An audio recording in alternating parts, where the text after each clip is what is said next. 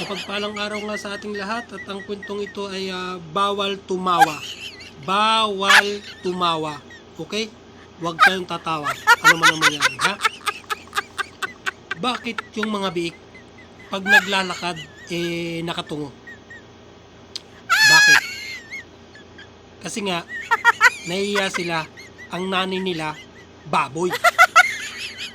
O, bawal tumawa. Anong puno ang hindi pwedeng akyatin? Ano?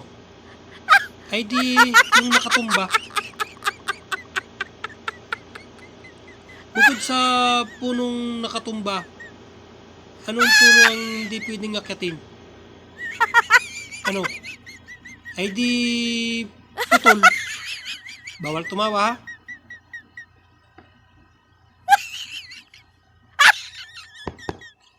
Anong tawag sa 10 pag nabawasan ng isa? Ano?